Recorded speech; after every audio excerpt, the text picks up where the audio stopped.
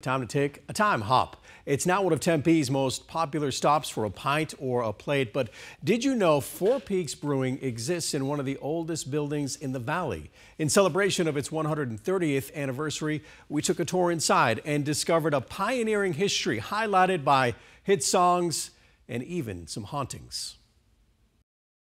Next time you belly up to the bar at Four Peaks Brewing in Tempe for a kilt lifter, sun brew, or a wow wheat, step back from the suds to soak in one of Tempe's oldest buildings. As far as we know, this is the fourth oldest commercial building still standing today.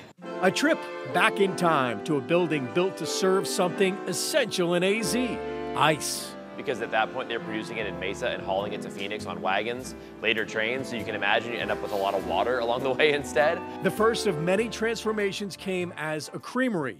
Butter, milk, eggs, things along those lines. As the decades slipped by, There was a guy in here building custom furniture. They actually used to make fortune cookies in here, which I think is pretty cool.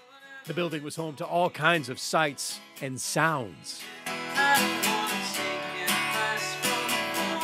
A recording studio. And that was actually owned by Robin Wilson of the Gin Blossoms. This truly is the best room in Arizona for recording drums and live music. Absolutely massive bands playing in what we have as a bar today. It's been 130 years of interesting tenants, most alive. But this is the most haunted room in the brewery. Some, maybe not. And in here is Anthony. We believe he's the meanest ghost we have. He likes to live in the closet back over here. It seems some of the past personalities have decided to stick around. And this room has its own unique experiences as well, right? It does, yeah. So in here, we do see the little girl a lot. We don't really know who she is, what she wants.